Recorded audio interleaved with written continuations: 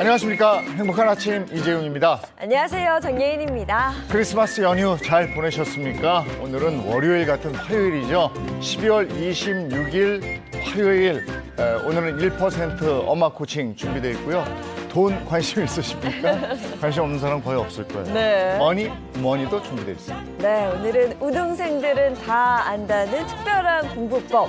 그리고 연말정산 두 번째 꿀팁 준비해봤습니다. 자, 그럼 가장 먼저 날씨부터 살펴볼까요? 마지은 기상캐스터, 안녕하세요.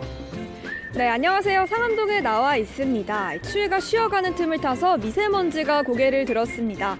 저도 지금 대기하는 동안 목이 좀 칼칼한데요. 호흡기 약하신 분들은 마스크 챙겨주시기 바랍니다. 네, 오늘부터 날이 좀 풀린다고 하더라고요. 날씨 어떤지 자세히 전해주세요. 네, 오늘 전국이 흐리고 아침까지 강원 내륙과 산간에 눈이 오겠습니다. 기온은 평년 이맘때 수준 보이겠고요. 또 지난주에 워낙 추웠던 만큼 비교적 포근하게 느껴지겠습니다. 오늘 아침에는 안개 조심하셔야겠습니다. 지면이 습한 상태로 밤사이에 기온이 내려가면서 곳곳에 안개가 꼈는데요. 평소보다 차간거리 넉넉히 두시기 바랍니다. 현재 동해안은 대기가 바싹 메말랐습니다. 건조특보가 발효된 데다가 바람까지 강하게 불고 있는데요.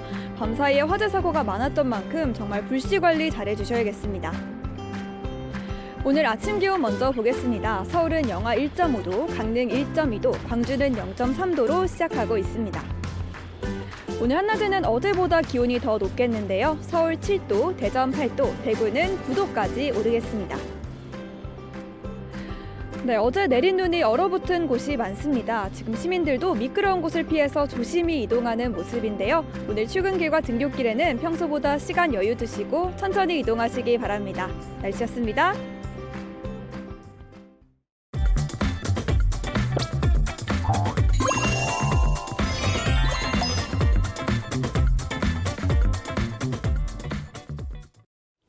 화제 이슈를 발빠르게 전해드리는 모닝 브리핑 순서입니다. 조현정 시사평론가와 함께합니다. 어서 오세요. 네, 안녕하세요. 네, 첫 번째 이슈부터 전해주시죠. 네, 오늘의 첫 번째 이슈는 성탄절 화재입니다. 성탄절이었던 어제 새벽 서울 도봉구 방학동의 23층짜리 아파트에서 불이 나 2명이 숨지고 29명이 중경상을 입는 참사가 발생했습니다. 어제 이 뉴스를 보고 참 마음이 많이 무겁더라고요. 모두가 즐거워야 할 이 연휴에 너무나도 안타까운 소식입니다. 자세한 이야기 좀 전해주시죠. 네, 이 불은 어제 새벽 동이채 트기도 전인 4시 57분쯤 아파트 3층에서 발생했습니다. 이 불로 30대 남성 2명이 숨지고 20여 명이 중경상을 입어 병원으로 옮겨졌는데요. 이 화재로 숨진 30대 남성 중 1명은 두 아이의 아버지였습니다. 남성은 아내와 함께 각각 7개월, 2살 아이를 한 명씩 데리고 아파트에서 탈출하기를 시도했는데요. 이 아내는 2살 아이를 아래에 있는 포대에 던지고 뛰어내렸고 아버지인 남성은 그 포대 자리가 차마 부족해서 아기를 안은 채 뛰어내렸습니다. 안고 있어서 자신의 몸을 보호하기는 더 어려웠을 거예요. 아내와 두 아이는 모두 생명에 지장이 없었지만 남성은 병원으로 이송된 후에 끝내 숨진 것으로 전해져서 안타까움을 더하고 있습니다. 저 상황에서 얼마나 경황이 없었을까요? 아이들을 지키려다가 아이는 지켰어요. 네. 아버지는 유명을 달리했습니다. 또 다른 사망자도 가족을 대피시키려다가 일을 당했습니까? 예, 맞습니다. 그리고 이 남성 사망자는 최초 신고자였어요. 네, 119에 불이 났다고 알린 최초 신고자였고 아파트 10층 거주자였는데 이제 11층 계단으로 올라가면서 옥상으로 대피를 하려고 시도를 하다가 11층 쪽에서 심정지 상태로 발견됐습니다. 당국은 이 불을 피해 위로 대피하던 중에 연기 흡입으로 인해 숨진 것으로 추정을 하고 있는데요. 유족들의 말에 따르면 이 남성이 가족을 먼저 보내고 가장 뒤에 나오는 바람에 연기를 좀 더 마신 것 같다고 전해지고 있습니다. 주민들에 따르면 두세 차례 펑 하는 소리가 났다고 하던데요. 화재 원인은 밝혀졌을까요? 오늘 합동 이동 감식이 예정돼 있는데 아직까지 어떠한 방화 등의 범죄 혐의점은 없는 것으로 알려졌습니다. 소방은 인력 150명과 장비 40대를 투입해서 신고 접수 약 1시간 40분 만인 오전 6시 37분경에 큰 불을 잡았고요. 오전 8시 40분쯤에 불을 완전히 껐습니다. 경찰은 아파트 3층에서 불이 난 것으로 보고 정확한 화재 원인을 조사하고 있습니다. 행복한 기억으로 가득해야 될 성탄절에 이런 일이 일어났습니다. 너무나 안타까운 사고였습니다. 자, 두 번째 이슈 전해주시죠. 네, 두 번째 이슈는 상한 대게입니다. 날씨가 추워지면 제철을 맞는 음식 바로 대게인데요. 최근에 한 고등학생이 노량진 수산시장에서 상한 대게를 샀다는 이야기가 온라인에 퍼지며 논란이 되고 있습니다. 가장 싱싱한 그 생물을 판매해야 할 수산시장에서 상한 대게라니 이게 어떻게 된 일일까요? 네, 지난 23일 한 온라인 커뮤니티에 노량진 수산시장 너무 화나네요 라는 제목의 글이 올라왔는데요. 자신을 경기도에 살고 있다고 소개한 글쓴이는 고등학생 아들이 노량진 수산시장에서 구매한 대게다리를 보고 경악할 수밖에 없었다고 글을 썼습니다. 이 대게가 든 봉지를 열어봤더니 생선이 썩는 듯한 비린내가 진동해서 열어봤고 화면으로 보시다시피 이렇게 네. 곰팡이가 핀 듯한 모습이었다고 합니다. 거기서 사온 거예요, 저게. 네, 맞습니다. 그러니까 고등학생이고 저 물건을 잘 모를 것 같으니까 저런 걸 판 모양인데 저거 한눈에 봐도 야, 저거 사람이 먹겠습니까? 구매할 때는 근데 괜찮았었답니까? 그러니까 이 글쓴이의 말로는 위에는 그래도 좀 그나마 저기 밑에 그럴듯하게 있던 조금 거야. 괜찮은 걸 올려놨더라. 그런데 열어보니 이제 고등학생 아들은 이렇게 설명을 했다고 해요. 바구니에 대게가 토막나 담겨 있으니까 하나하나 자세히 보진 못했고 검게 있는 건 뭐가 좀 묻은 건가 싶었다라고 했는데 심지어 옆 가게 상인이 또 부추기면서 아들에게 1kg 사서 뭐하니 2kg 사라 이렇게 또 부추겼다면서 다시 또 그 점이 더 화가 난다고 얘기를 하기도 했습니다. 네, 뭐 아직 사회 경험이 마진 부족한 고등학생 아들이 이런 일을 겪었다. 부모로서 마음이 참 안 좋을 것 같습니다. 네. 판매자의 입장은 어떤가요? 그러니까 요즘 사실 학생들 영악하다, 학생답지 않다 해도 학생은 학생이고 청소년은 청소년이잖아요. 그만큼 물정을 모르기도 하고 순수하기도 한데 이 글쓴이가 판매자에게 문의를 했는데 그 아르바이트생 잘못이었다는 얘기로 했대요.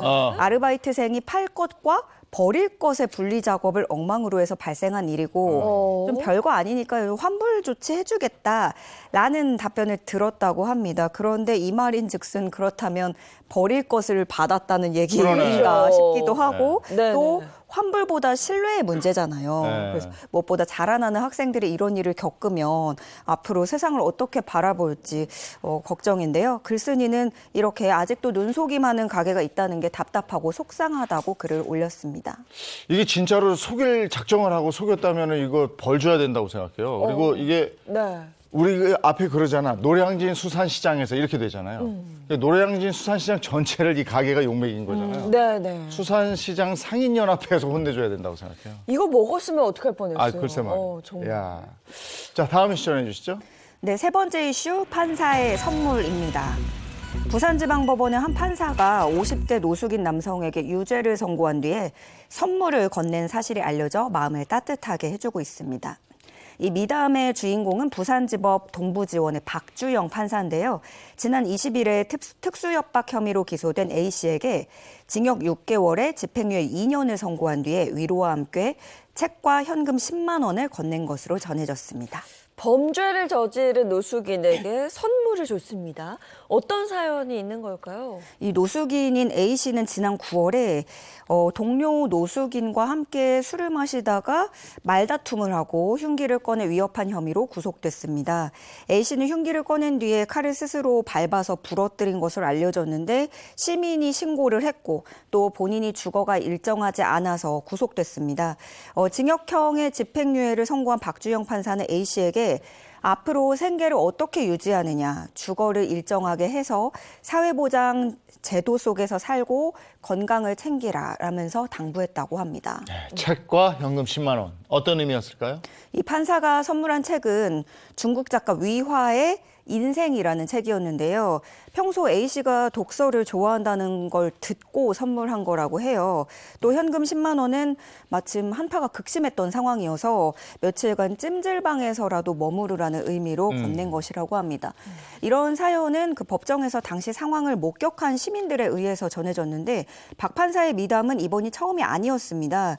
지난 2019년에도 동반 자살을 시도했다가 혼자만 살아나서 자살방조 미수 혐의로 기소된 B씨에게는 집행유예를 선고한 뒤에 지금보다 좋은 날이 올 것으로 확신한다라는 손편지와 함께 차비 20만 원을 건네는 선행을 베푼 것으로 전해졌습니다.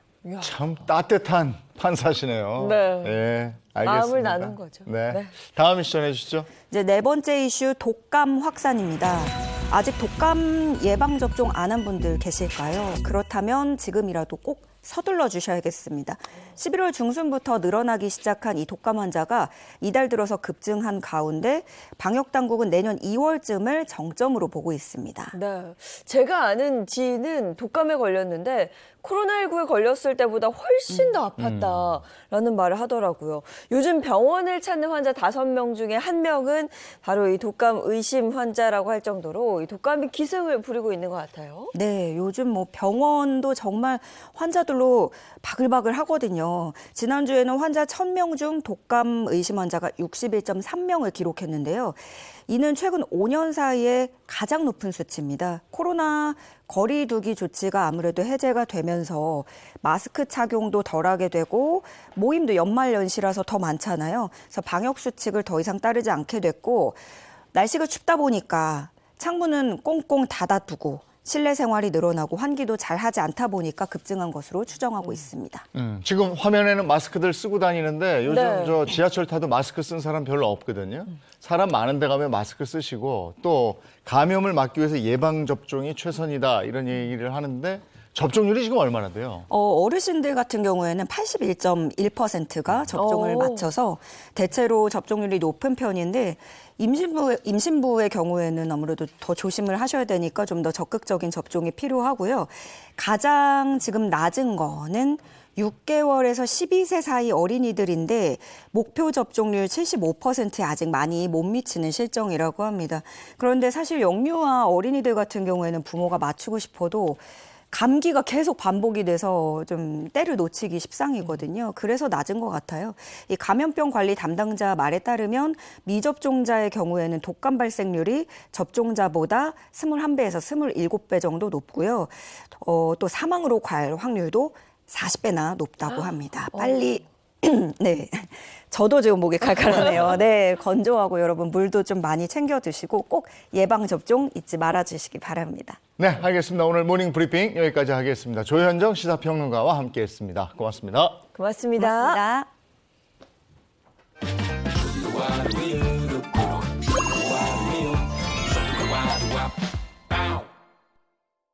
방금 예방접종 관련 얘기했습니다만은 요즘 건강 관리 어떻게들 하고 계십니까? 어떻게 하고 계세요? 저는 사실 아직 건강하다고 생각을 해서 그런가 봐요. 딱히 뭐 건강 관리라고 하면서 꾸준히 하는 건 없는 것 같아요. 우리가 흔히 왜 젊을 때 내가 그 나이에는 정말 돌도 씹어 먹었다 이러잖아요. 그만큼 건강했다 이런 얘기인데 네네. 그때 잘 지켜야 나중에도 그 건강 상태를 유지할 수 있다는 거잖아요. 자, 오늘 닥터 하우스로 도움을 좀 드리겠습니다. 내 몸을 위한 건강 노하우 닥터하우스에서 전해드릴게요. 안녕하세요. MC 이정수입니다. 안녕하세요. 피부과 의사 이우열입니다. 오늘 뭐 주제가 뭔가요? 바로 이겁니다. 이거 베개 아닙니까? 네, 그렇습니다. 오늘의 주제는 바로 얼굴에 남는 베개 자국이 신호다, 피부 노화입니다. 저도 베개 자국이 혹시 날까봐 이렇게 정자세로만 누워서 자는데 피부 노화 좀 자세히 좀 듣고 싶습니다. 며칠 뒤면 나이만큼 피부도 한 살을 더 먹잖아요. 이에 따라 혹은 다양한 상황에 따라 주름, 탄력 저하, 일광 흑자, 검버섯 등 각종 증상을 보이는 게 바로 피부 노화입니다. 크게 두 가지로 구분하는데요. 첫 번째는 내인성 노화로 세월의 흐름에 따라 자연적으로 발생하는 피부의 노화 현상을 말합니다. 내인성 노화 이외에도 노화 상태를 조금 더 빠르게 촉진할 수 있는 다양한 인자들이 있는데 이러한 인자들에 의한 노화를 외인성 노화라고 합니다. 아, 그러면 외인성 노화를 조금 이게 노화를 막는 게 내 피부 노화 자체를 막는 좋은 방법이 될 수 있겠군요. 맞습니다. 아, 정답인데요. 네. 좀 더 자세히 설명드리자면 염색체 끝부위에는 텔로미어라는 게 존재하는데 여기에는 노화 억제 기능이 있습니다. 우리 피부의 세포는 반복적으로 분열을 일으키면서 텔로미어 길이가 조금씩 짧아지는데 매우 짧은 길이에 도달하면 세포가 노쇠 혹은 자멸하게 됩니다. 즉, 짧아진 텔로미어가 노화 현상을 유도한다고 볼 수 있는 거죠. 그리고 이것을 나이가 들어감에 따라 자연스럽게 발생하는 내인성 노화라고 합니다. 이러한 내인성 노화는 누구에게나 다 진행되기 때문에 우리가 어떻게 할 수 없습니다. 노화를 늦추기 위해서는 우리가 컨트롤할 수 있는 것들, 즉 외부적으로 노화를 일으키는 요인을 최대한 줄이는 게 중요하죠. 외부적인 요인, 그러니까 외인성 노화의 요인들이 어떤 게 있을까요? 외인성 노화의 가장 대표적인 요인은 자외선입니다. 자외선, UVA, UVB 모두 피부에 영향을 주는데 UVA의 경우는 강도가 약하지만 파장이 길기 때문에 피부 깊숙이 침투해 진피에 손상을 줍니다. UVB가 화상을 입힐 경우 표피세포들이 손상되고 진피의 위층까지도 영향을 주게 되는데요. 이러한 현상이 계속 반복되면 진피에 있는 콜라겐, 엘라스틴, 수분을 당겨주는 다양한 성분들이 파괴되면서 줄어듭니다. 그러면 탄력이 떨어지고 주름은 깊어지고 피부가 거칠어지며 건조해지기도 하는 거죠. 다른 요인도 또 궁금합니다. 외인성 노화의 또 다른 요인은 열입니다. 잠깐만요. 그게 자외선 아닙니까? 틀렸습니다. 열은 자외선하고 다른데요. 열선이라고도 하는 적외선은 자외선보다 에너지가 훨씬 약하지만 파장이 매우 길기 때문에 피부 안으로 상당히 깊게 들어갑니다. 이러한 적외선에 노출되거나 고열 환경에 노출되는 경우 피부 온도가 상승하면서 피부 노화를 더 빨리 일으키거나 피부 손상을 일으킬 수 있게 됩니다. 혹시 또 다른 요인도 있습니까? 네, 세 번째는 흡연입니다. 흡연을 하면 피부 속 콜라겐, 엘라스틴 등을 파괴하는 효소들이 몸속에 증가하는데 이는 피부 탄력을 떨어뜨리고 주름 등을 악화시킵니다. 나쁜 음식도 외인성 노화의 요인 중 하나인데요.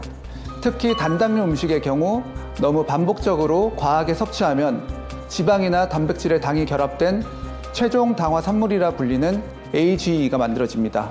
AGE라는 게 그게 무슨 문제가 됩니까? 왜냐하면 AGE가 피부 속 콜라겐이나 엘라스틴에 붙을 수 있기 때문인데요. 그러면 피부 내 질서 정연한 구조를 어지럽히게 됩니다. 따라서 탄력은 떨어지고 피부가 칙칙해지는 거죠. 아, 그러니까 이때 보내오는 신호가 그 베개 자국이라 이거군요. 네, 그렇습니다. 말씀드린 내인성, 외인성 요인들로 인해 피부 속 탄력이 떨어지면 회복 능력도 확 줄어들거든요. 콜라겐 섬유들이 분절되고 탄력 섬유마저 소실되어 피부 결합 조직에 노화가 생기니까요. 그래서 베개 자국이 유독 오래 남는다거나 피부에 상처가 생겼을 때 오랫동안 아물지 않기도 하고요. 그런데 이게 피부 노화, 이 나이 먹는 거 이거 어쩔 수 없는 외부적 요인 아니겠습니까? 근데 이럴 때는 어떤 식으로 치료를 해야 될까요? 최근에는 비침습적 치료가 추세인데요. 먼저 고주파 리프팅, 초음파 리프팅 치료를 할 수 있겠습니다. 고주파 리프팅의 경우 고주파를 이용하여 피부 속 콜라겐과 엘라스틴 등의 탄력 성분 재생과 재배열을 촉진하는데 이는 탄력, 잔주름, 모공, 피부결 개선 등에 도움이 됩니다. 또한 나이가 들수록 얼굴을 지탱해주는 근막층이 느슨해지면서 얼굴 처짐이 생기는데 이때는 초음파 리프팅 치료를 할 수 있습니다. 초음파 에너지를 이용하여 늘어진 근막을 수축하여 리프팅하는 거죠. 만약 처짐이 너무 심하면 실을 이용한 리프팅 시술 치료를 할 수 있는데요. 돌기가 있는 실을 피부 안쪽에 넣어서 직접적으로 당기기 때문에 즉각적이지만 멍, 부기 등이 생길 수도 있습니다. 자외선에 의해서는 일광 흑자, 검버섯, 기미 등의 피부 노화가 생길 수 있는데 이는 레이저 치료를 통해 치료할 수 있습니다. 피부 노화를 막을 수 있는 방법도 있을까요? 아예 막을 수는 없습니다. 말씀드린 것처럼 내인성 노화의 경우 나이가 들어감에 따라 반드시 찾아오는 거니까요. 또한 일상생활을 하면서 피할 수 없는 외인성 요인도 분명히 있고요. 그러나 늦출 수는 있는데요. 먼저 계절과 상관없이 매일 꾸준히 보습제와 자외선 차단제를 발라줘야 합니다. 또 우리나라의 경우 문화적으로 때를 미는 습관이 있잖아요. 아, 그렇죠. 저도 녹화 전에 예쁘게 나오려고 때타올로 싹 밀고 오는데. 사실 각질층은 우리 피부를 보호하기 위한 물리적이고 또 화학적인 장벽으로 작용합니다. 그러니 때를 너무 자주 오래 미는 습관은 버리는 게 좋고요. 물을 약 2리터 정도 조금씩 나눠서 마시는 것도 피부 노화 예방에 도움되니 꼭 실천하시면 좋겠습니다. 피부 노화의 정체부터 예방법까지 알려주신 이유열 선생님 고맙습니다. 고맙습니다.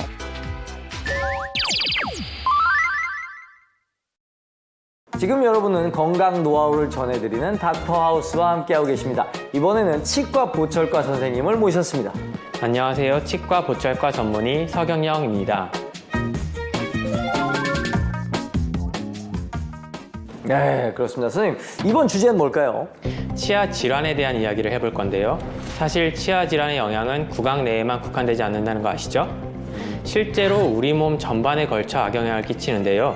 그래서 이번 주제는 바로 전신 건강 위협하는 치아 상실입니다. 전신 건강까지 위협한다니까 너무 무서운데 그럼 치아 상실이 되는 원인이 대체 뭔가요? 치아를 잃게 되는 대표적인 치아 질환은 흔히 충치라고 부르는 치아 의식증과 치주염입니다. 유년기는 충치나 외상에 의한 치아 상실이 많은 편이지만 나이 들수록 치주염에 의한 치아 상실이 많아지죠. 실제 건강보험심사평가원에 따르면 치은염 및 치주질환이 급성기관지염인 감기를 밀어내고 3년 연속으로 외래 다빈도 상병 1위를 차지할 정도니까요. 근데 이게 그렇게 안 아프잖아요. 참다 보면 또 안 아픈 것 같기도 하고요. 맞아요. 잇몸 질환은 치아 질환과는 다르게 심한 통증을 동반하지 않고 며칠 지나면 불편감이 사라지는 경우가 많습니다. 그래서 치료를 위한 골든타임을 놓쳐 발치하는 경우가 흔하죠. 아니 저는 근데 치아라는 게 이제 당연히 나이가 들면 빠지고 뭐 이런 게 아닌가라고 생각했거든요. 맞습니다. 실제로 치아 상실은 노화 현상의 하나로 받아들여지기도 하죠. 하지만 조기 상실된 치아가 적절한 시기에 회복되지 못한다면 나머지 치아들에도 과도한 교합력 등 과부하가 걸리면서 순차적으로 치아 상실을 야기할 수 있어요. 이러한 경우 구강 기능이 떨어지고 음식물의 저작이나 소화가 어려워져 영양실조나 전신적인 건강에 영향을 미칠 수 있죠. 그런데 선생님 아무리 그래도 치아가 상실됐다고 해서 이게 이 전신의 건강까지 영향을 미친다는 게 저는 사실 이해가 안 되거든요. 하나씩 차근차근 설명해 드릴게요. 먼저 치아 상실이 있을 때 류머티즘 관절염의 위험이 약 1.17배 높아집니다. 류머티즘 관절염은 우리 몸의 면역 시스템에 이상이 생겨 자기 몸을 외부에서 침투한 적으로 착각해 뼈와 조직을 공격하는 질환인데요. 치아 상실에 의해 늘어난 입속 세균이 몸속에 들어가서 단백질을 변형시키고 변형된 단백질이 항원이 되어서 류머티즘 관절염을 유발하게 되는 거죠. 치아랑 관절이 관계돼 있을 줄은 생각도 못했어요. 심지어 당뇨병의 위험은 2배나 높습니다. 치주 질환을 일으키는 세균과 세균이 생성하는 부산물이 포도당의 신진대사를 조절하는 인슐린의 기능을 방해하기 때문인데요. 이러한 원인에 의해 치아 상실이 있을 땐 그 위험이 더 커질 것으로 추정할 수 있겠죠. 혹시 또 있는 건 아니겠죠? 안타깝게도 또 있습니다. 아이고. 치아 상실은 심혈관 질환의 위험도 키우는데요. 치아가 하나 상실될 때마다 심근경색은 1%, 뇌경색 및 심부전은 1.5%, 사망의 위험은 2%가량 늘어난다는 연구 결과가 있습니다. 치아 상실이 왜 그 심혈관 질환까지 유발하는 걸까요? 치아 상실을 유발하는 구강 내에 생기는 만성염증이나 세균 침범에 의해서 동맥의 탄력성이 줄게 되고 동맥벽이 폭이 좁아지기 때문이죠. 이렇게 심각한 전신 질환을 부르기 전에 하루빨리 치료해야 될 텐데 어떤 방식으로 치료할 수 있습니까? 치아를 상실했을 때 치료할 수 있는 대표적인 방법은 임플란트입니다. 임플란트는 상실된 치아 자리에 임플란트 고정체를 잇몸뼈에 식립하고 상부의 중간 영열 기둥인 지대주, 자연 치아와 유사한 보철물을 부착하여 치아를 회복하는 방법입니다. 이렇게 하면 주변 치아에 손상을 주지 않고 상실된 치아를 회복할 수 있으며 자연 치아와 유사하게 저작 기능을 회복할 수 있게 되죠. 아니 제 주변에 어르신들은 틀니하신 분들도 많이 있는데 이것도 이제 치아가 상실했을 때 보완할 수 있는 방법이 맞죠? 맞습니다. 그런데 요즘에는 일반적인 틀니 외에도 임플란트를 이용한 틀니 치료가 활용되고 있어요. 빠진 치아 모두 임플란트 수술하기 어려운 경우 틀니 치료를 고려할 수 있는데요. 완전 틀니로만 충분한 유지력을 얻기 어려운 경우 임플란트를 이용한 틀니 치료를 하기도 합니다. 2개에서 4개 사이에 임플란트를 식립하여 틀니를 잡아주는 단추를 달고 틀니의 유지력과 안정성을 조금 더 높이는 방식이죠. 그러면 마지막으로 치아를 상실하지 않는 게 가장 중요하니까 예방법도 좀 전해주실 수 있을까요? 치아 상실을 예방하기 위해 가장 중요한 것은 잇몸 관리를 잘하는 것입니다. 잇몸은 나이가 들면 나빠지기가 쉽고 통증이 거의 없기 때문에 본인도 모르는 사이에 나빠지는 경우가 흔합니다. 그리고 잇몸은 한번 나빠지면 잇몸 치료를 하더라도 젊었을 때 건강한 잇몸으로 돌아가는 게 어렵기 때문에 초기에 관리하는 것이 가장 중요하죠. 이를 위해선 평소 치실이나 치간시소를 사용하는 습관을 갖는 게 중요합니다. 또 3개월, 4개월마다 스케일링으로 치석을 제거하고 정기적인 검진을 받는 것이 치아 상실을 예방하는 가장 좋은 방법이라고 할 수 있겠습니다.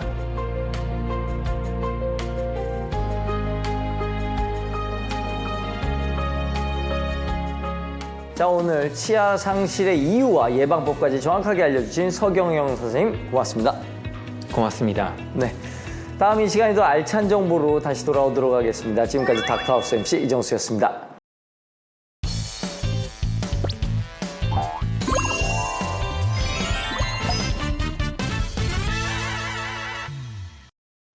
소중한 자녀들의 학업과 진로 그리고 속마음까지 알려드립니다. 1% 엄마 코칭 샤론쌤, 위미애 코치님 그리고 신재은 씨 소개합니다. 어서 오세요. 안녕하세요. 자, 반갑습니다. 뭐 대입 개편안부터 또 킬러 문항을 배제한 이 첫 번째 수능까지 교육계에서는 정말 많은 일들이 있었던 2023년이었습니다. 뭐 벌써 1년이 다 갔죠. 벌써라는 말은 요즘에 무지무지 많이 하죠. 시간 참 빠릅니다. 금방 또 애들 모습 보면 금방금방 커가는 것 같고 말이에요. 네. 맞아요. 정말 저도 얼마 전에 초등학생이었던 것 같은데 이제 막 고등학교 올라가니까 시간이 진짜 빠른 것 같고요. 아, 그나저나 샤론쌤, 네. 그 SNS 보니까 네. 좀 자랑하실 일 있으시더라고요. 그래요? 좀 부끄럽긴 한데요. 아이가 이제 직업을 갖고 있다가 새로운 공부를 하고 싶어 했어요. 네. 예, 도전했는데 정말 큰 금액의 장학금을 받았습니다. 어이구, 그래요? 네, 감사드립니다. 야. 이야, 축하드립니다. 오, 샤론쌤. 네. 아우, 샤론 선생님 여러모로 돈 버시네. 자식 잘 되는 게 사실 가장 기분 좋은 것 같아요. 네. 저도 얼른 자랑할 수 있는 그날을 기다리며 아이고. 열심히 또 노력하겠습니다. 죄송합니다. 네. 아유, 죄송하다뇨. 축하드립니다. 정말 상위 1% 엄마를 몸소 보여주고 있는 샤론쌤입니다. 1% 엄마 코칭. 오늘은 어떤 이야기를 해볼지 사연부터 들어보세요. 저희 손자는 공부를 열심히 합니다. 학원도 열심히 다니고요. 다녀오면 집에서 숙제도 잘합니다. 그런데 이번 기말고사 시험지에서는 비가 내리더라고요. 놀면 놀았다고 혼이라도 내지. 열심히 한 아이가 속상해하면 뭐라고 할 수도 없습니다. 머리가 나쁜 걸까요? 제가 어떻게 도와주면 좋을까요? 아, 열심히 하는데 성적이 오르지 않는 아이. 옆에서 지켜보는 마음이 좀 더 힘들지 않을까 싶습니다. 안 하면 뭐 하라고 하면 되는데 하고 있는데 성적이 안 오르니까요. 아, 정말 안타깝죠. 잘하는 애들 보면 네. 정말 잘 거 다 자고 뭐 놀 거 다 놀고. 잠깐 하는데 네. 성적이 올라요. 근데 막 열심히 하려고 책상에 앉아 있는데도 안 되는 친구들도 있어요. 그렇죠. 정말 남들 놀 때도 공부하고 네. 남들이 공부할 때도 공부하고 계속 공부는 하는데 성적이 안 나오면 이거 도대체 왜 그런 걸까요? 일단 네. 공부하는 거랑 평가받는 건 다르잖아요. 예, 그런데 사실 학교 시험은 수업 시간에 잘 들으면 대부분 팁을 주시거든요. 네. 밑줄 거라, 네. 별표 쳐라, 이거 나온다. 근데 안 하는 거예요. 네. 두 번째는요, 제일 중요한 거는 출제자 마인드를 가져야 돼요. 내가 출제자라면 요 부분을 낼 것 같아. 이걸 몇 점짜리 낼 것 같아. 이걸 아는 아이랑 그냥 무턱대고 그냥 공부하는 아이랑은 좀 다르겠죠. 네. 네. 그러니까 이게 나를 알아야 한다. 이게 메타인지인데. 그렇죠. 자, 그러면 샤론쌤의 찰떡 처방이 뭔지 궁금해요. 네. 조언 하나 드린다면요. 배운 것을 뭐뭐 하게 하세요라고 말씀드리고 싶습니다. 아, 땡땡. 뭐뭐 네. 이거? 이거 바로 나오는 네. 거 아니에요? 우리 학교 다닐 때 늘 했던. 복습. 그렇죠. 맞아요. 복습. 제일 중요하죠. 네. 또요. 아니면은 복습하니까요? 실생활에 적용해라. 적용해라. 예, 뭔가 배운 걸 써먹어 봐야 네. 될 것 같아요. 배운 걸 실생활에 적용했던 적은 거의 없었던 거예요. 그죠. 학교 교과목 중에서 뭐 수학도 그렇고. 맞습니다. 네. 사실은 더 상황에 따라 다 다르겠지만 이 학습적 평가면으로 본다면 제일 중요한 게요. 정답은 배운 것을 설명하게 하세요. 설명해. 네. 다른 사람한테 설명하라고요? 그러니까 네. 설명을 뭐 본인 스스로한테 하는 건지 아니면 뭐 다른 사람한테 하는 건지 누가 그거는 누구한테 사실은 하는지. 중요하진 않아요. 어. 왜냐하면 여러분들이 우리 거실공부법 했었죠. 네네. 거실공부법에서. 그런데 이거는 약간 크게 말한다면 칠판공부법이라 말할 수도 있는데요. 네. 아이가 말을 하면서 사실은 자기가 말하면서 이상한데? 이렇게 해야 될까? 고민하거든요. 제대로 가르쳐 줍니다. 그래서 안다라는 거는 들어본 적이 있다도 있지만 사실은 남에게 가르칠 수 있다. 남에게 설명할 수 있다도 있습니다. 네. 실제로 세계적인 이 행동과학연구소에서 학습효과 피라미드라는 네. 통계 자료를 제시했다고 하는데요. 제가 좀 전해드릴게요. 우리가 어떤 공부법을 사용했을 때 가장 학습 효과가 좋았는가, 뭐 24시간이 지난 후에도 이 머릿속에 남아 있는지 이에 대한 이 표를 또 준비했거든요. 한번 보시죠. 자, 피라미드 아래로 갈수록 효과가 좋은 방법이고요. 위로 갈수록 이 효과가 미미한 방법이라고 보시면 될 것 같아요. 근데 정말 충격적인 게 이 맨 위에가 거의 5%면 정말 기억에 남는 게 거의 없다는 뜻인데 그렇죠. 듣기잖아요. 근데 저희가 거의 듣지 않나요? 뭐 그렇죠. 학교 수업을 듣거나 맞습니다. 학원에 가서 듣거나 근데 너무 기억에 안 남는 것 같아서 충격이에요. 그다음에 네. 읽기, 그리고 시청각 수업 듣기, 시범 강의 보기 10가지가 수동적인 학습법이다. 그렇죠. 그리고 그 아래 세 능동적인 단계. 학습법이 그 아래 이제 3개의 단계가 되겠네요. 네. 집단 토의가 50%, 뭐 실제로 해보기가 75%, 서로 설명하기가 90%의 확률로 하루가 지난 후에도 그 지식이 머릿속에 남아있다라는 그런 자료가 있었습니다. 그러니까 이게 내가 공부를 하는데 그치는 게 아니라 뭔가 다시 이해하고 말로 설명해 보는데 그게 가장 좋은 방법이다는 얘기죠. 우리가 보통 친구 만났을 때 이야기할 때 보면 뭐 이름이라든가 지명이라든가 정확히 말하는 사람들은 거의 없고요. 왜 있지? 그거 알지? 그렇지, 너 맞아. 왜? 거기 있잖아, 그 거기. 탤런트 뭐 성이 김씨야 이렇게 얘기하는 거 있잖아요. 그러니까 첫 번째가 들어본 적이 있다. 들어본 적이 있다. 이거는 사실은 잘 모르는 거고요. 공부도 들을 땐 다 아는 것 같아요. 근데 집에 와서 문제를 풀거나 써봤을 때는 이상한데? 여기 모르겠는데 구멍이 뻥뻥뻥 있죠. 맞아요. 그래서 이거를 갖다 바꿔야 되겠죠. 정말 바로 갔다 와서 그날 해도 잘 기억이 안 남아서 네. 분명히 아까는 진짜 기억 잘하고 네. 이해됐는데 이럴 때가 많더라고요. 맞아요. 예. 그거는 내가 정확하게 이해를 못하는 거죠. 그래서 아는 것 같은데 알지 못하는 거.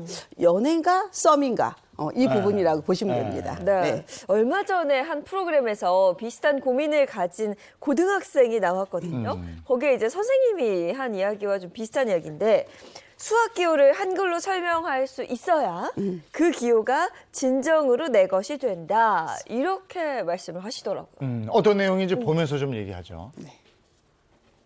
이구 A구나. A구. 손가락을 가르치면서 얘기해봐. 이렇게 하는 거야. 봐봐. A도 아니고 and B도 아닙니다. 그러니까 이거지. 공부한 부분을 적어서 그러면 영상으로 5분 내에 설명해서 다시 올려야 돼. 나한테. 오케이?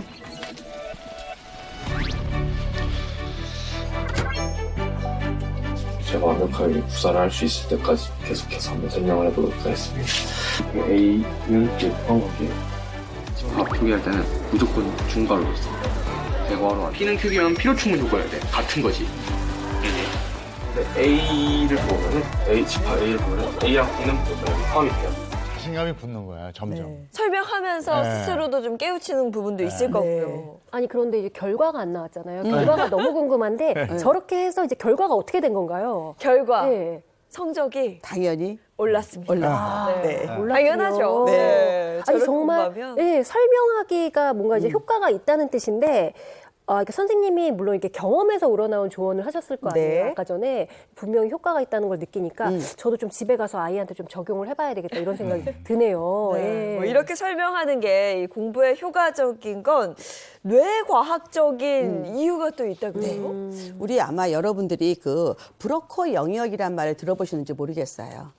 우리가 단순히 듣는 거랑 내가 말을 했을 때 언어가 생성되고 또 확장되고 이런 영역이 있는데요. 이게 우리가 말을 할 때 사실은 더 활성화가 되는 겁니다. 그래서 예를 들어서 단순하게 듣기만 한다면 저장이 단순히 처음에 5%였잖아요. 근데 이렇게 말을 하면서 계속 자극을 주니까 강화가 되겠죠. 그래서 저장 속도가 많다 해서 브로커 영역이 활성화된다. 꼭 기억하시기 바랍니다. 브로커 영역이 활성화가 되면 그러면 어떤 효과가 나타나는 거예요? 기본적으로 자기가 말을 하면서 틀렸다고 느끼죠. 그걸 우리가 보통 문법 보정 능력이라고 합니다.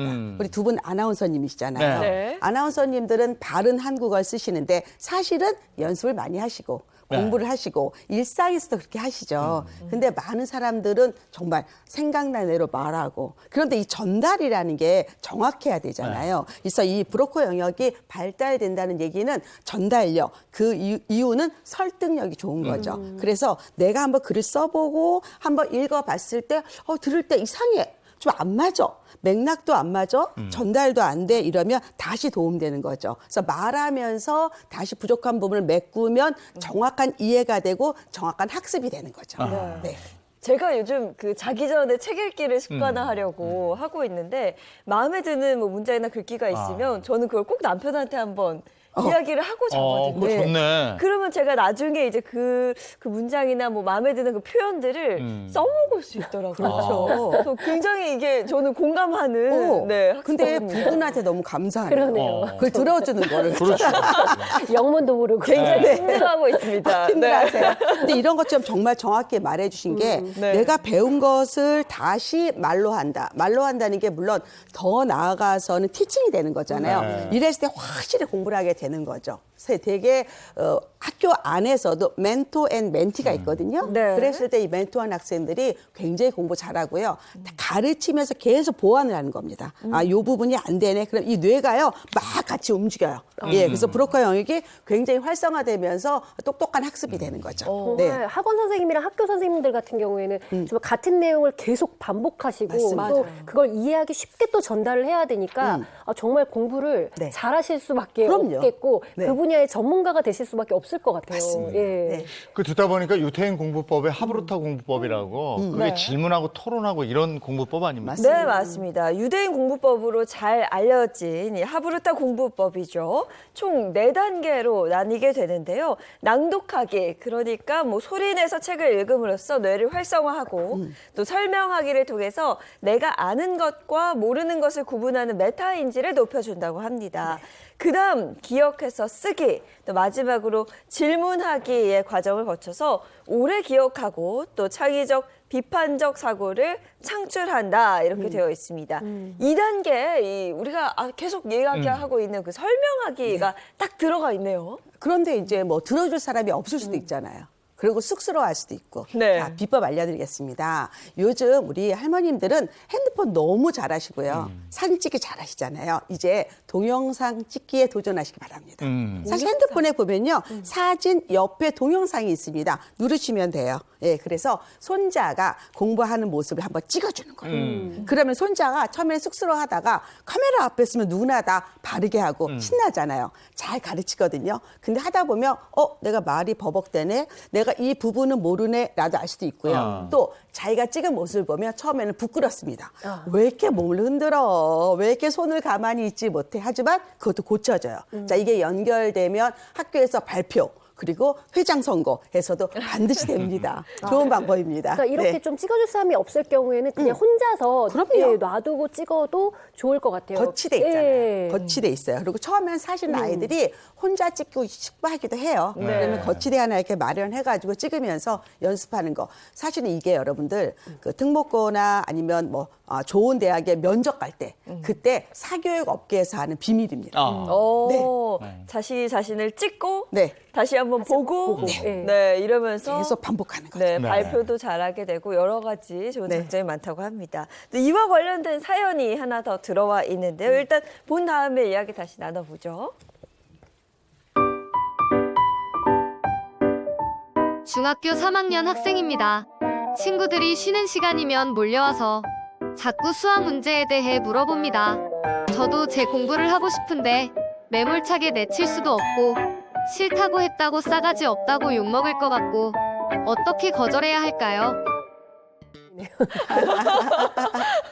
쉬는 시간마다 아이고, 네. 물어보는 통에 내 공부할 시간이 없다. 근데 가르쳐주는 게 내 공부다. 네. 앞에 들어보니까 네네. 그런데 네. 우리 학교 다닐 때도 보면 누가 이렇게 물어보면 친절하게 이렇게 막 설명해주는 친구 있었어요. 있고 저로 와 이런 친구들이 있어요. 시간 네. 뺏기니까. 네. 그러니까 저 같은 경우는 이렇게 친구들끼리 뭔가 이렇게 팀 플레이를 했는데 이렇게 서로 가르쳐 주는 거예요. 근데 그게 오히려 이제 시험 때 딱 나왔을 때 기억에 훨씬 잘 남고 이해가 또 잘 되더라고요. 맞습니다. 예. 사실은 이제 여기에서 우리가 소통형 인재, 협력형 인재를 꿈꾸면 좋을 것 같아요. 그리고 약간 봉사도 되잖아요. 네. 근데 아이들은요, 내가 베풀었을 때 사실은 베푸는 아이가 더 이익입니다. 가르치면서 더 배우고요. 예를 들어서 5단계로 가르칠 거를 3단계로 줄일 수도 있고 네. 아니면 이렇게 생각하니까 또 역지사지 그런 마인드도 되고요. 그래서 여러분들 절대 엄마가 네 공부해. 왜 시간을 뺏기니? 이렇게 이기적인 마음 버리셔야 될 것 같아요. 그리고 더 중요한 건 우리 아이들이 그 아이를 진짜 좋아합니다. 그래서 우리 아이가 혹시 문제가 생겼을 때 다 도와주거든요. 네. 그래서 수행평가나 이렇게 공부를 많이 도와준 학생들이 인기 1번입니다. 네, 뭐 인기도 그렇고 앞서 우리가 설명하기 이야기했잖아요. 오히려 이렇게 친구들이 쉬는 시간에 와서 가르쳐 준다는 거 이거 오히려 좋아라고 생각을 더 하실 좋은 것 거고요. 같은데요? 또 네. 꿀팁 하나 드릴까요? 네. 사실은요, 중학교, 고등학교에서 내신을 제일 잘 보는 아이들은 누구냐면요, 노트를 돌려보는 아이들입니다. 예, 스타디 그룹을 해서 네. A, B, C, D 4명이 서로 노트한 거를 돌려보는 거예요. 그럼 자기가 분명히 놓친 게 있거든요. 그리고 설명을 들어봅니다. 그랬을 때 이 아이들이 제일 잘합니다. 네. 근데 뭔가 설명을 한다는 건 그래요. 사실 내 스스로 완벽하게 이해하지 못했다면 말할 수 없거든요. 그렇죠. 설명할 수 없어요. 그래서 이게 정말 도움이 되는 것 같고, 이 설명하기 방법을 이 공부에 접목한 공부법이 있다고 합니다. 이게 바로 요즘 칠판 공부법이라고 한다고 해요. 생각해보면 저 학교 다닐 때는 그냥 무조건 외우는 공부였기 때문에 이런 걸 못했는데 네. 제가 언론사 준비할 때 그때는 스타디를 꼭 해요. 네. 그래서 정치, 경제, 사회, 문화, 스포츠까지 해서 담당을 일주일 단위로 돌려. 네. 그럼 그 친구들이 거기 와서 뭐 시사 용어라든지 이런 막 이렇게 설명하고 네. 토론하고 이랬는데 쏙쏙 들어왔었거든요. 맞아요. 근데 우리 학교에서는 왜 그렇게 못했을까 이런 네. 생각을 그때 한번 했었어요. 네. 근데 오늘 그런 방법을 한번 소개해드리려고 합니다. 네, 하나하나 좀 살펴보도록 하겠습니다. 자, 아이가 수학 문제 풀이를 연습장에다 풀 때보다 재밌어하고 또 틀린 문제는 저한테 설명해 주면서 스스로 문제를 이해하려고 하고 있어요. 저희 집 아이들이 학원 다녀오면 항상 칠판에 설명을 해주고 엄마한테 수학 문제도 내주고 있어요. 덕분에 엄마는 매일 수학 공부를 하고 있습니다. 칠판 공부 효과 너무 좋아서 강추합니다 하셨네요. 저기 엄마 아빠가 앉아서 아이한테 배우는 것처럼 그렇죠. 장단을 맞춰주면 아이가 네. 얼마나 신나겠습니까, 그죠? 예. 그리고 저렇게 설명하면 표현력도 좋아지고 또 자신감도 쑥쑥 올라가게 되고 그럴 것 같아요. 네, 또 사연이 있습니다. 아이 머릿속에 정리된 내용을 칠판에 적어보게 하고 또 제가 직접 확인하게 되니 아이도 즐기면서 공부를 하는 기분이 들어서 좋은 것 같습니다. 라고 보내주셨네요. 아유, 저도 어릴 때부터 사실 이렇게 칠판을 항상 이렇게 구입을 했었는데 네. 요즘에 종류가 정말 많더라고요. 네. 화이트보드도 있고 정말 그 칠판에 분필로 쓰는 칠판도 맞습니다. 있고 그리고 투명한 그러니까 아크릴판 칠판도 있더라고요. 맞아요. 전자 칠판도 있죠. 좀 어떤 게 좀 가장 좋을까요? 사실은 네. 도구는 중요하지 않아요. 그쵸. 일단은 저는 호칭을 바꿨으면 좋겠어요. 우리 아이가 가르칠 때 선생님이라고 불러주는 거예요. 그리고 의상도 좀 갖추는 거예요. 학생처럼. 네. 확실히 이 유니폼의 힘이라는 것도 있어요. 그래서 선생님 이 문제가 이상해요. 그러면 아이들이 신나서 이야기합니다. 물론 그럴 때 아이들이 실수할 수 있어요. 그럴 때는 좀 기다려주세요. 그때 막 무안을 주거나 하면 아이들이 자신감이 없어지니까. 그래서 도구는 그냥 집의 구조에 맞게.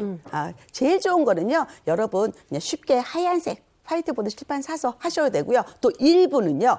유리창에 하시기도 합니다. 맞아요. 큰 거실 유리창을 네. 갖다가 칠판으로 쓰는 거죠.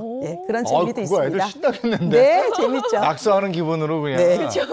근데 이게 모든 아이들한테 다 잘 통할까요? 아닙니다. 다 케이스 바이 케이스인데요. 진짜 공부를 정말 잘하는 학생들은요. 책과 눈만 합니다. 눈으로 이렇게 하는 아이 있고요. 더 천재 애들은 사진을 찍죠. 스캔을 빵 하는 친구도 있습니다. 그래서 이 거실 공부법은 누가 좋으냐면 약간 발표가 두려운 학생들, 쑥스러운 학생들, 아니면 내가 아는 걸 말하기 좀 민망한 학생들은요. 해보면 굉장히 도움되는 게 이제 우리 아이들은요. 소통하는 인재 어디든 나가든 스피커가 되셔야 되거든요. 네. 이 출발입니다. 그래서 공부도 잘해서 실력도 올리고 발표를 높이고 이 칠판 공부법은 정말 강추합니다. 네. 예전에는 선생님 말씀 잘 듣고 와 이랬는데 이제 그걸 그러면 안 되겠네.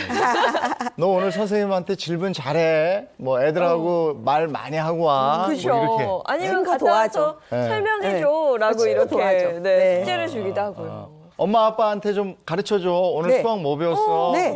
엄마 아빠 진짜 몰라서 그래. 이렇게. 방정식이 뭐니? 엄마 아빠가 이제는 뭐 다른 방법을 쓰는 거죠. 그래요, 그래요. 사실 이게 책상에 앉아 있다고 공부가 아닙니다. 내가 어디까지 아는지 가족들 앞에서 설명 한번 해봐도 좋을 것 같습니다. 샤론 쌤 오늘도 좋은 말씀 고맙습니다. 네, 감사합니다.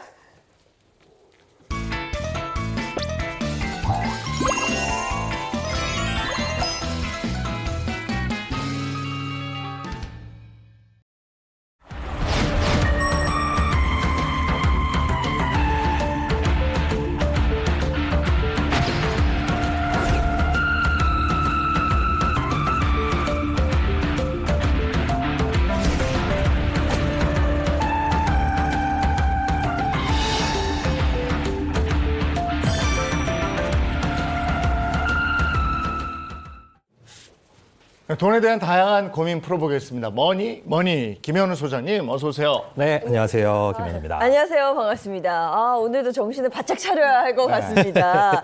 지난번에 이제 공제받지 말아야 될 항목에 대해서 좀 알려주셨는데 방금 영상을 보니까 이번 주도 뭘 하지 말라고 그러네요. 네.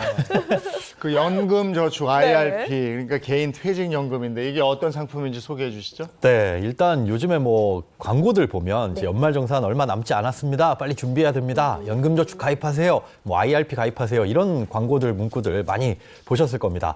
일단 연금저축이나 IRP는 일종의 금융상품 주머니라고 볼 수 있는데요. 연금저축부터 설명을 해드리자면 연금저축은 보통 이제 은행이나 증권사, 보험사에서 판매하는 대표적인 이 세액공제용 절세 상품이라고 볼 수 있습니다. 연금저축 같은 경우에는 반드시 연금저축 요 네 글자가 들어가 있는 것만 세액공제를 받을 수 있는데요. 연금저축 상품은 연금저축 펀드와 또 연금저축 보험 이 두 가지로 나눌 수가 있습니다. IRP 같은 경우에는 원래 이제 개인형 퇴직연금 계좌 이렇게 해서 퇴직금을 받는 주머니 계좌인데 여기에다가 개인이 납입을 할 경우에는 연금저축과 동일한 세제 혜택을 받을 수 있습니다. 일단 연금저축 펀드 계좌 같은 경우에는 그 안에서 다양한 펀드, 뭐 ETF 이걸 이제 가입한 사람이 골라서 투자를 할 수가 있고요.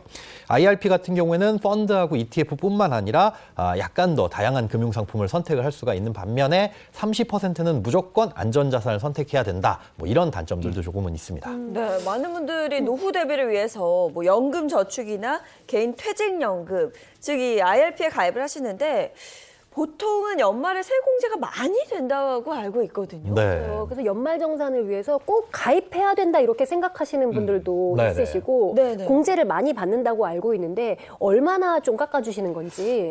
꽤 많이 깎아줍니다. 이게 사실 뭐 이 근로소득자들이 하는 연말정산뿐만 아니라 이 사업소득이 있으신 분들 나중에 종합소득세 신고할 때도 그만큼 세금을 돌려받을 수 있는데요.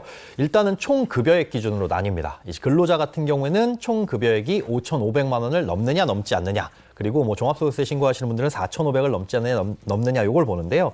일단 연말정산이니까 근로자 기준으로 연급여액이 5,500만 원 이하인 경우에는 납입한 금액의 16.5%를 돌려주고 초과할 경우에는 13.2%를 돌려줍니다. 그러니까 물론 이제 한도는 있어요. 연금저축 같은 경우에는 연간 납입액 600만 원까지 그리고 IRP 같은 경우에는 최대 900만 원까지 이 세액공제 납입 한도가 걸려 있고 이 두 가지를 합쳐가지고 최대 900만 원까지 혹은 IRP만 가입했을 경우에는 IRP만 단독으로 900만 원까지 이렇게 세액공제를 받을 수가 있습니다.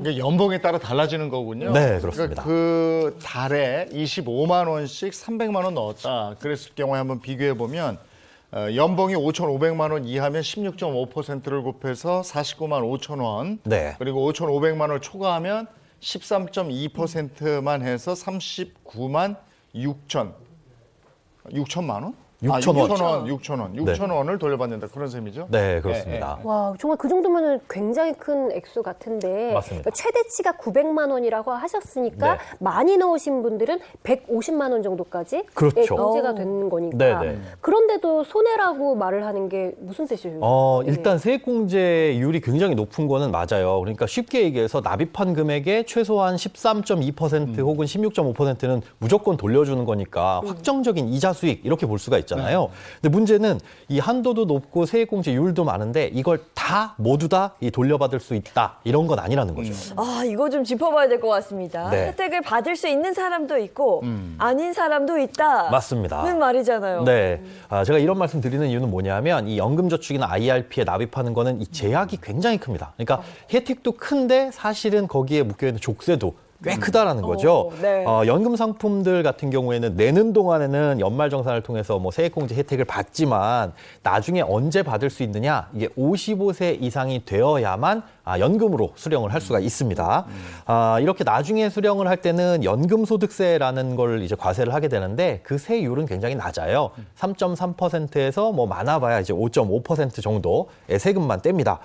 그런데 뭐가 문제냐? 이렇게 낮은 세율이 적용되려면 55세 이상이 되어야만 수령을 할 수가 있고 반드시 연금의 형태로 10년 이상 나눠받아야 된다는 거예요. 네. 그러니까 돈이 오랜 기간 묶여있기 때문에 네. 그것도 또 문제가 되는 거네요.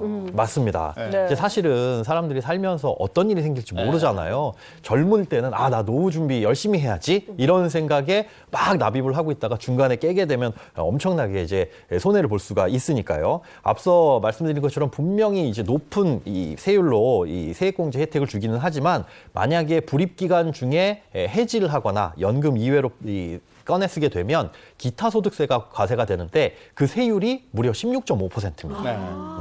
그러니까 해지하면 16.5%를 다시 토해내야 된다는 건데. 네. 근데 어차피 연금저축을 했을 때 공제받을 수 있는 그 금액이 연봉 5,500만 원 이하인 경우 네. 16.5%인 거잖아요. 그렇죠.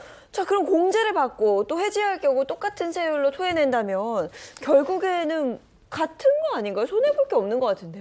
이게 꼼꼼히 계산을 해보면은 네. 무조건 손해라는 걸 알 수가 있습니다. 일단 연봉이 5,500만 원을 초과하시는 분들 같은 경우에는 돌려받는 돈이 세액공제가 13.2%인 거죠. 네. 그런데 그분들 같은 경우에는 낼 때는 13.2%의 혜택만 받았지만 해약을 할 때는 16.5%를 내야 하니까 세금을 오히려 받았던 것보다 더 많이 토해내게 됩니다. 그리고 여기서 더 문제가 되는 게 나는 그러면 연봉이 5,500만 원 이하니까 어차피 지금 똑같아 라고 생각하실 수도 있어요. 그런데 문제는 연금저축에다가 내가 쭉 납입을 하고 있을 때 분명히 오랜 시간이 지나면 여기에 수익이 붙잖아요. 그래가지고 내가 낸 돈보다는 이게 커지게 될 텐데 이렇게 했을 때 나중에 깨게 됐을 때 세금을 어디에 매기냐? 원금에만 매기는 게 아니라 원금과 여기에 붙은 수익. 그러니까 이 전체에 대해서 16.5%를 매기다 보니 내가 혜택을 받은 금액보다는 무조건 더 많은 돈을 토해내게끔 그런 구조로 설계가 되어 있습니다. 네. 그러니까 소득이 많은 분들은 좀 생각을 몇 번 해야 되겠거든요. 그렇죠. 이게 세금이 더 많을 수도 있고. 맞습니다. 그리고 좀 더 자세히 설명을 좀 들어볼까요? 네, 일단 뭐 예를 들어서 설명을 해드리는 게 쉬울 것 같은데요. 일단 총 급여가 한 7천만 원 정도 되는 분이 있다. 이렇게 네. 가정할게요. 일단 5,500만 원 초과하셨으니까 이분 같은 경우에는 혜택이 13.2%겠죠. 연소득이 5,500만 원 초과했으니까 이분이 연간 뭐 계산하기 쉽게 100만 원을 납입했다라고 한다면 이 100만 원의 13.2%인 13만 2천 원의 세액공제를 받습니다. 그러니까 이게 13월의 보너스가 되는 거죠. 그런데 만약에 이분이 어떤 이유로 이걸 납입하다가 중간에 나 돈 필요해 라고 해서 이걸 깨게 되면 원금에 대해서만 세금이 붙는 게 아니라 앞서 말씀드린 것처럼 내가 운용한 수익 여기에 전체적으로 이제 세금이 붙게 됩니다. 만약에 이 계좌에 운용 수익이 5% 정도 발생해서 100만 원을 냈지만 105만 원이 됐다. 그럼 이 105만 원 전체에 대해서 16.5%. 그러니까 그렇죠. 17만 3천 원의 세금을 내야 하는 겁니다. 그러니까 공제받은 세금은 13만 2천 원인데 토해내야 될 세금은 17만 3천 원 정도가 된다는 거죠. 네. 오히려 손해를 보는 거죠. 그러면 수익이 안 나고 오히려 마이너스가 되는 경우도 있을 것 같은데요. 그렇죠. 예. 연금저축 펀드 같은 경우에는 내가 펀드를 잘못 골라가지고 100만 원을 냈는데 이게 반토막 났다. 아유, 그럴 네. 수도 있잖아요. 그런데 그럴 때는 일단 쌓인 돈이 원금만 있으니까 만약에 100만 원 낸 거에서 50만 원 됐다 그러면 50만 원에 대해서 16.5%. 물론 혜택 받은 돈보다는 덜 토해내지만 이 반토막이 났으니까 그만큼 이제 손실을 본 것. 이것까지 그럼요. 합치게 된다면은 무조건 연금저축이나 IRP는 55세 이후까지 가져가셔야 된다. 중간에 해지하면 무조건 손해다라는 생각을 갖고 계셔야 돼요. 수익이 난 거는 세금 내죠. 그렇죠. 근데 수익 왜 이렇게 토막 난 거는 보존 안 해줘? 네, 다 따져주세요. 왜 그러지? 이게 원금 손실이 난 부분에 대해서는 세금은 안 뛴다라는 건데 뭐 사실상 이게 모든 우리 투자 상품에 보면 책임은 투자자에게 귀속됩니다라고 되어 아니 있어요. 남으면 세금 가져가니까.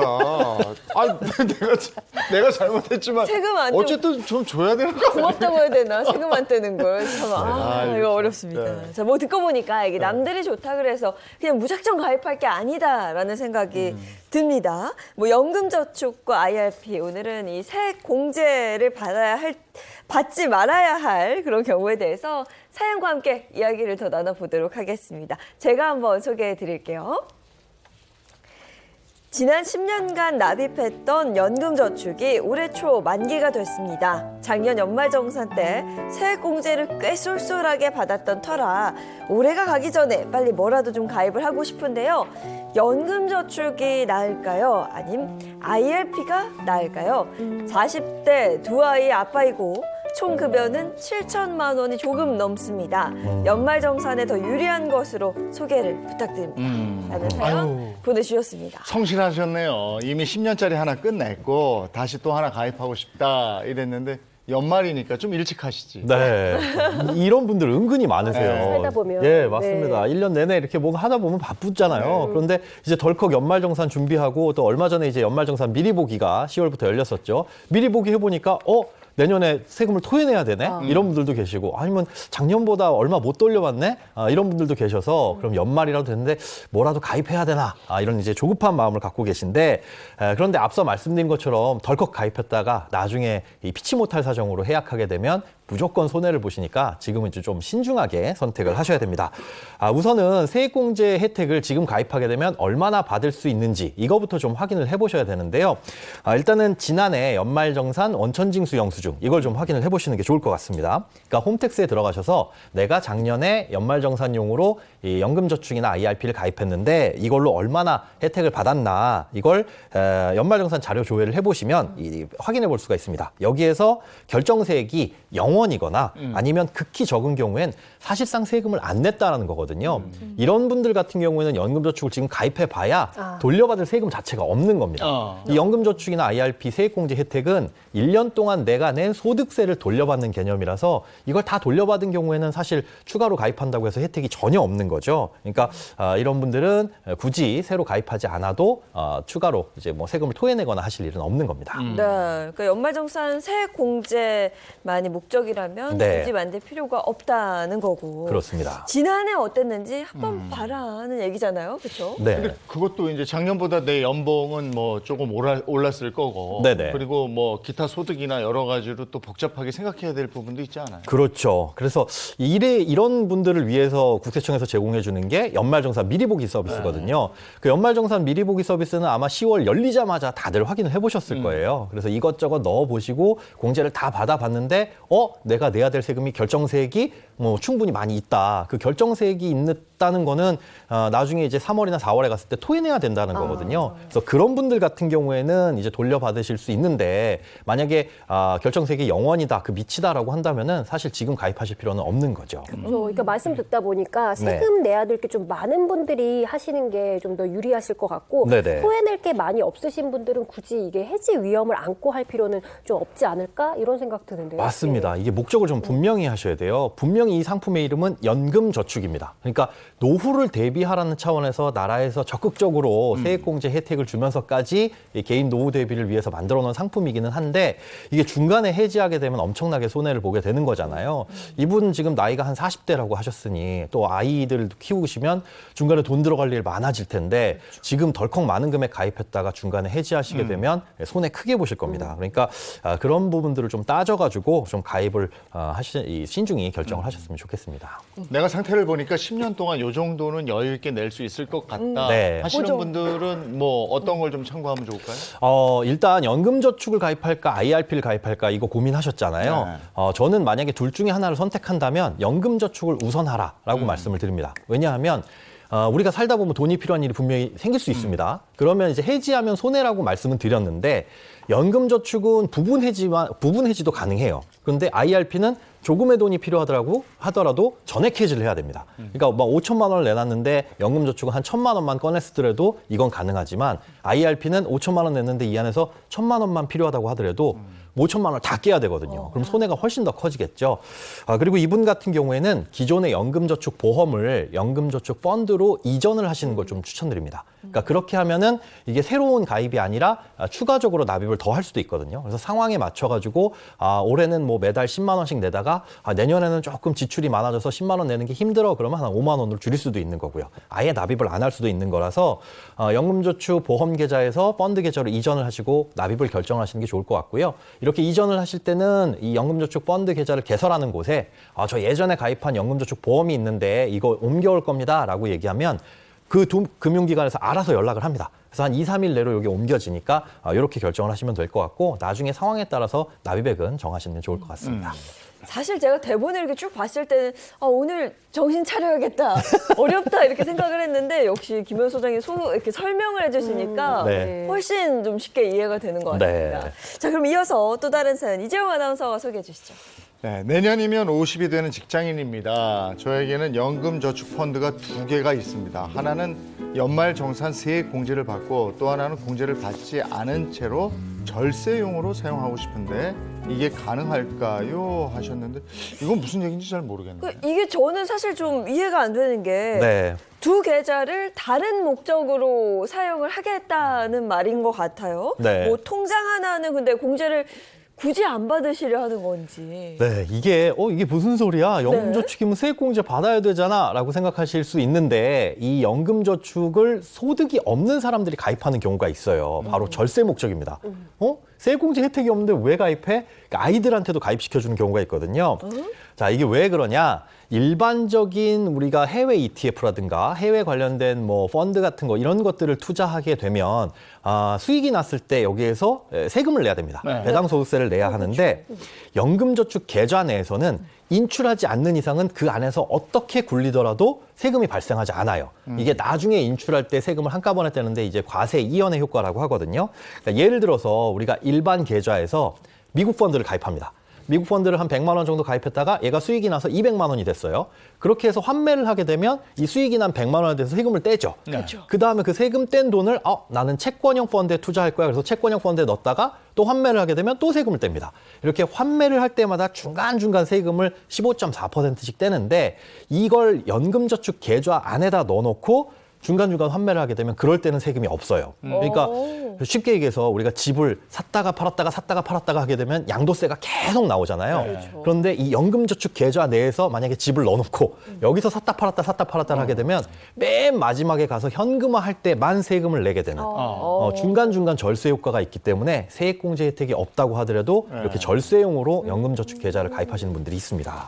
연금저축 계좌 안에서 왔다 갔다 하는 거는 얼마가 됐던 세금을 물지 않는다. 그렇습니다. 그래서 그 안에서 그러니까 인출하지만 않아도 되는 거네. 맞습니다. 근데 인출할 때는 그럼 한꺼번에 붙잖아요. 인출할 때 한꺼번에 붙는데 그게 수익에 대해서만 붙어요. 수익에 대해서. 네, 이제 세액공제를 받게 되면 원금과 수익 전체에 대해서 16.5%를 뗀다고 말씀드렸잖아요. 그런데 세액공제를 받지 않으면 원금은 내가 혜택받은 게 없으니까 이 수익에 대해서만 16.5%를 떼서 물론 배당소득세 15.4%보다는 한 1%포인트 정도 높긴 하지만 이렇게 떼기 때문에 확실히 절세 효과는 있습니다. 정말 세금이 없다는 게 너무 큰 장점인 것 같은데요. 네. 이 절세용 계좌로 이걸 이용하는 게 이해가 되는 것 같아요. 네, 맞습니다. 이렇게 중간중간 세금이 없다 보니까 이걸 절세 계좌로 이용을 하는데 더 좋은 점은 앞서 말씀드린 대로 세액공제 혜택을 받지 않았기 때문에 이 원금을 인출하는 거에 대해서는 비과세예요. 얼마든지 내가 필요할 때 그 원금을 꺼내 쓸 수 있다. 그러니까 연금으로 쓰든 뭐 그냥 목돈으로 쓰든 그냥 수령을 하시면 되는 거고 앞서 말씀드린 대로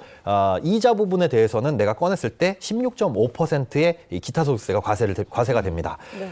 세액공제를 적용받았을 경우에는 연금의 형태로 수령하는 게 가장 유리하다 보니까 이렇게 계좌를 분리해서 투자를 하시는 분들도 있는 것 같습니다. 네. 연금 외 수령 이거 네. 어떤 경우에 하는 걸까요? 연금 외 수령이라고 한다면은 우리가 중간에 해약해서 쓰거나 55세가 되기 전에 그리고 55세가 된 이후라고 하더라도 연금으로 안 받는. 근데 이 연금의 기준이 있어요. 연간 연금 수령 한도라는 걸 정해놓고 있는데 이걸 초과해서 꺼내 쓰게 되면 그거 연금 아니야. 세금 많이 내세요. 이렇게 되는 겁니다. 자, 연간 연금 수령 한도라는 건 쉽게 얘기해서 총 적립액, 지금 이 쌓여있는 돈을 남아있는 연금 수령 기간으로 나누는 건데요.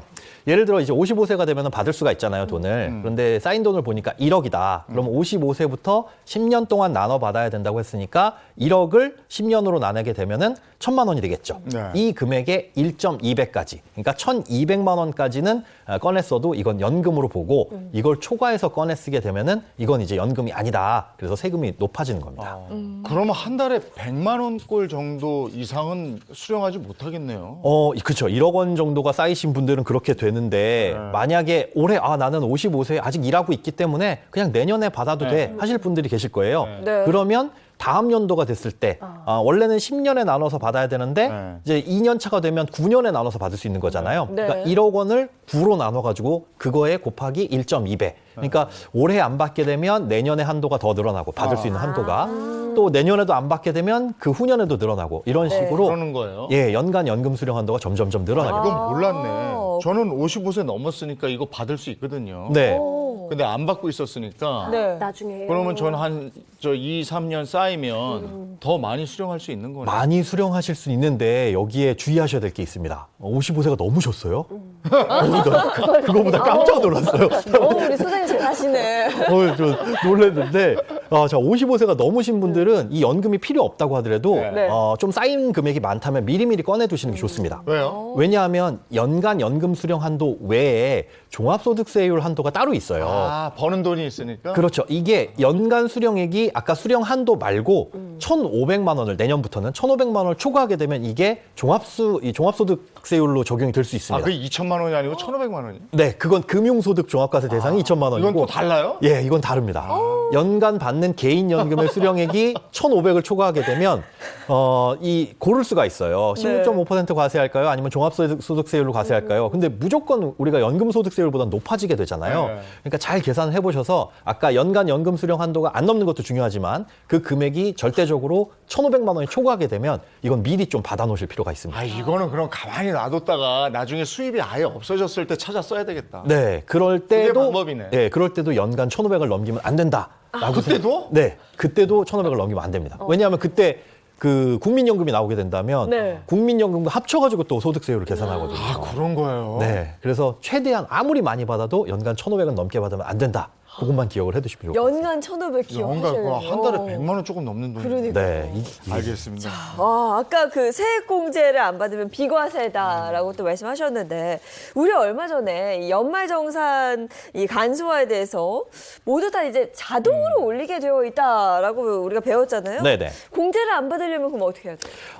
일단은 우리가 서류를 제출할 때는 어떻게 할 수가 없어요. 일단 뭐 금융회사에서 이분이 공제를 받는지 안 받는지 모르고 그냥 다 국세청에 제출을 하기 때문에 자동으로 반영은 되는 건 맞는데 나중에 우리가 신고를 할 때 그 금액만큼 누락시켜 버리면 됩니다. 그러니까 내가 낸 돈에서 이만큼은 나 공제 안 받을래요. 입력을 500만 원 냈더라도 200만 원만 입력 이런 식으로 하시면은 공제가 그만큼만 되는 거죠. 그럼 혹시 이걸 좀 선택을 할 수 있을까요? 네. 이 A증권사 그 통장은 뭐 연말 정산용으로 네. 또 이제 B증권사 통장은 누락시키고 이렇게 네. 좀 선택할 수 있을까요? 아마 이 사연 보내주신 분이 그렇게 하려고 하신 것 같은데 안타깝게도 그렇게 선택할 수 있는 여지가 전혀 없습니다. 이게 특정 계좌만 선택해서 할 수 있는 게 아니라 금액을 입력할 수 있는 거거든요.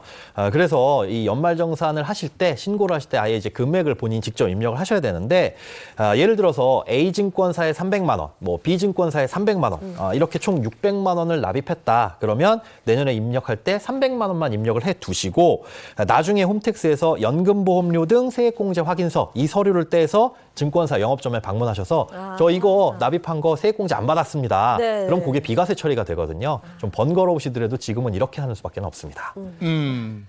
연금저축하고 IRP 저도 이거 들어봤는데요.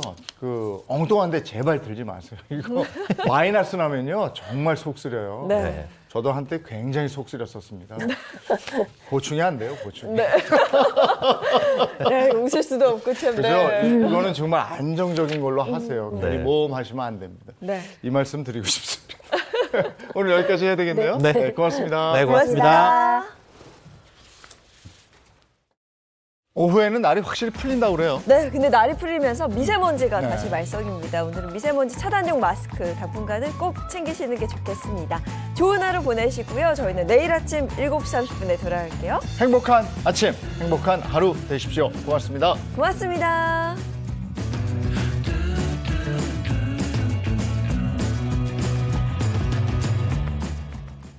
채널 A